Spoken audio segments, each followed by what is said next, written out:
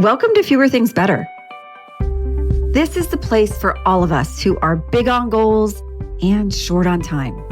Together, we'll explore smart, simple ideas on how to retrain your brain and unlock your life. I'm your host, Kristin Graham. Let's get started.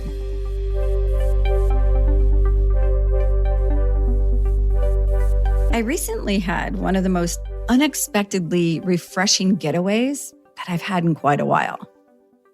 I wasn't at some high-end spa or tucked into a tent in the wilderness. I was in New York City. Yeah, really. I'd originally traveled there for business, but on a bit of a whim, I extended my stay for a solo vacation for several days. I had just finished 2 weeks of back-to-back travel, and the idea of staying put somewhere in one place with no schedule, no laundry, no logistics felt like a real luxury. I mean, nothing says peace and quiet like me and 8.5 million strangers, right? But that was exactly the point. The bustling city, the symphony of sounds, and the scent of street vendors on every corner, it was all so different from my day-to-day that it actually created a commercial break for my brain. I didn't have to tend to anything. I wasn't expected anywhere. Suddenly, I had a reservation for one, and it was delicious. On one afternoon, I spent several hours in the Rose Reading Room of the New York Public Library. I had my laptop open and my to-do list nearby, just like I would at my kitchen table back home.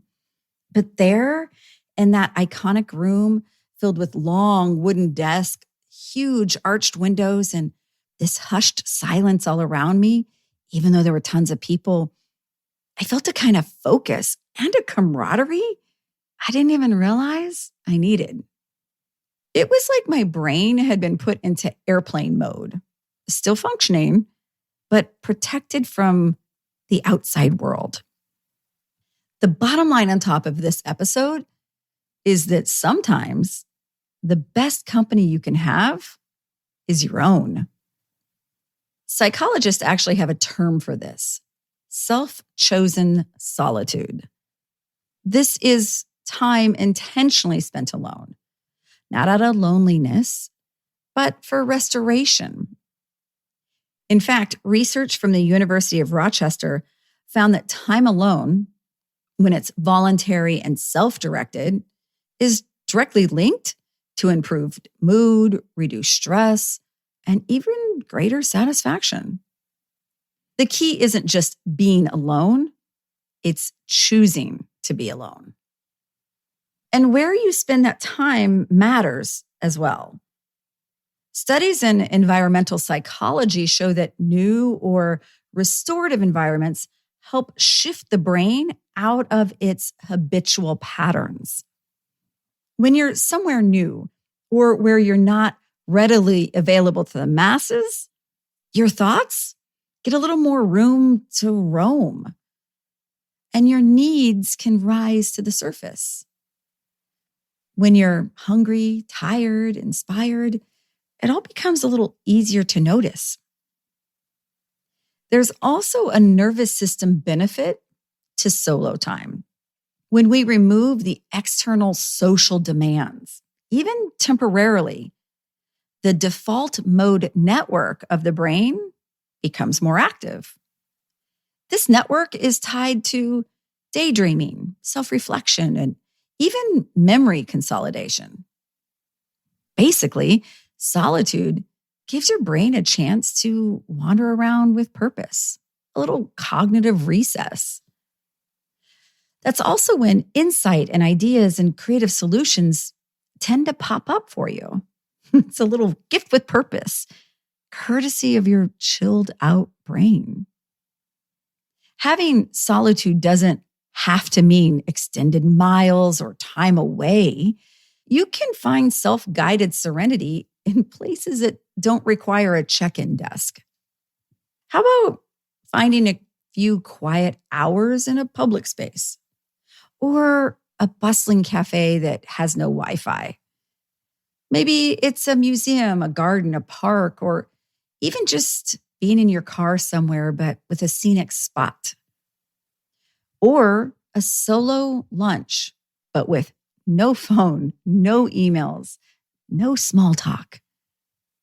Perhaps it's a weekend morning where you go retro with a radio, a cookbook, or a paper book. If that tech part sounds hard, you're not alone. Yet there are tangible benefits to doing just that. Explore more on the idea with episode 122 about your brain on a tech sabbatical. The takeaway here isn't about booking some getaway. You don't have to get away. This is about a give to get, specifically giving yourself permission to think about, plan for, and serve the needs of just you. A chance to step away from the pull of productivity, to spend time with no agenda. In this case, solitude is not about escape. It's about reconnecting to your own thoughts, your energy, even your inner narrator. So if an extended break isn't in the cards right now, start with hours, not days, and don't overthink it. Find a setting that just lets your brain breathe. Feel your senses soften, and maybe let your nervous system take a deeper breath. Choose solitude. Choose being alone, not as a retreat, but as a return back to the you that can get lost in all the noise. The world will turn without you, and it will also be waiting impatiently with all its demands soon enough. Until then, enough is enough.